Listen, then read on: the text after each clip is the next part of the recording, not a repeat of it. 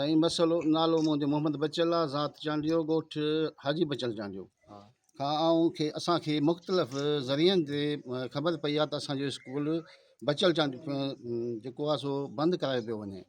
Dadu primary DO Liaquat नाइच खुलियल school. साईं मसलो नालो मुंहिंजो मोहम्मद बचल आहे, ज़ात चांडियो, ॻोठु हाजी बचल चांडियो खां। असांखे मुख़्तलिफ़ ज़रियनि ते ख़बर पई आहे त असांजो स्कूल बचल चांडियो जेको आहे सो बंदि करायो पियो वञे।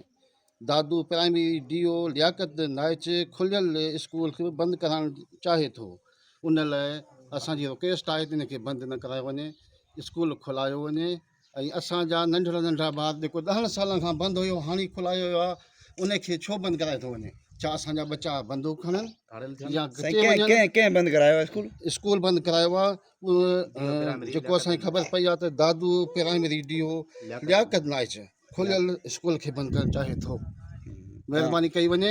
घणा ॿार आहिनि साईं टोटल? कम से कम 100 खां 101 ॿार आहे। 101 ॿार आहे, जंहिंखे असां हिनमहिल थोड़नि ॾींहंनि में ॿार सां गॾु कया आहिनि। रहमान रहीम, असां ॻोठु हाजी बचल चांडियो जा रहिवासी अॼु एहतजाज रिकॉर्ड कराए रहिया आहियूं त असांजे ॻोठ जो स्कूल तक़रीबन 10 सालनि खां वठी बंदि पियल हो। उन खां अलावा DO साहब असांखे स्कूल खोलाए ॾिनो, जेको 3 महीना 4 महीना हलियो। ऐं असांजे सर जावेद ॻोठ वारनि खे मोटिव ॾिनो त बाबा पंहिंजा बचड़ा पढ़ायो, पंहिंजा बचड़ा स्कूल ॾांहुं मोकिलियो। उन खां अलावा असां ॾिठो त सर जावेद जी महिनत ऐं असांजा ॿारड़ा जेके गाह करणु वेंदा हुआ उहे हिन स्कूल में पढ़णु लॻा। ऐं तक़रीबन इनरोलमेंट जेका थी 200 खां वधीक हिते इनरोलमेंट DO नाइच साहिब असांजो स्कूल बंदि कराए छॾियो। ऐं हींअर स्कूल असांजो तालीम जे वज़ीर ऐं सेक्रेटरी तालीम TO ऐं वस वारनि खां अपील था कयूं, पुरअमन पुरज़ोर अपील था कयूं त असांजो स्कूल खोलियो वञे, त जीअं ही असांजा ॻोठ जा शागिर्द ऐं शागिर्दाणियूं पंहिंजे तालीम हासिल करे पंहिंजो मुस्तक़बिल संवारनि। असांजे ॻोठ जो हाजी बचल चांडियो ॻोठु आहे, असांजी तालीम बंदि कई थी वञे। अपील कजे त असांजी तालीम वापसि कई वञे।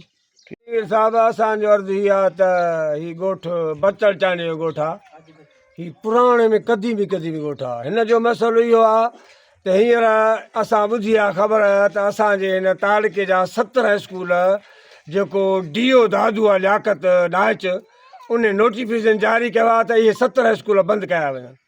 छो इहो किथां जो कानून आहे, किथां जी हलंदड़ ॻाल्हि आहे जो हीउ ग़रीब मिसकिन ॿारनि जा तइलीम तबाह करे स्कूल बंदि कया था? छो हिनखे अहिड़ो हुकुम कंहिं जारी कयो आहे? हिनखे कंहिं चयो आहे? हीउ चवे थो त मूंखे सेक्रेटरी तइलीम हुकुम ॾिनो आहे ऐं वज़ीर तइलीम हुकुम ॾिनो आहे त ॻोठु बचल चांडियो ॻोठ खे अॼु जो अॼु स्कूल खे बंदि कर। छो हिननि कहिड़ो गुनाह कयो आहे जो स्कूल बंदि कयो थो वञे? मां अपील कंदुसि, वरी बि रिक्वेस्ट कंदुसि वज़ीर आला सिंध खे ऐं वज़ीर आला मुराद ॻाल्हि ॿुधो। असां पुराणा माण्हू हितां जा रहिवासी आहियूं, असां गुनाह कहिड़ो कयो आहे? न असांखे कमु, न असांखे कार, न असांखे रोड, न बिजली रस्तो, असांजो तइलीम हिन बच्चनि जी खसी थिए। छो हीअ भला धाणे अथनि ऐं हीअ पिननि ऐं वॾेरनि जा वञी ऐं फरिया ॿुहारा ॾियनि। साईं ख़ुदा रहम कयो, मां रहम जी अपील कंदुसि वरी बि तव्हांखे वज़ीर तइलीम खे ऐं बैरिस्टर पीर मुजीबुल हक़ खे साईं ख़ुदा रहम जी अपील आहे हिन ॻोठ खे तइलीम खे बचाए वञे ऐं स्कूल बंदि न कयो वञे।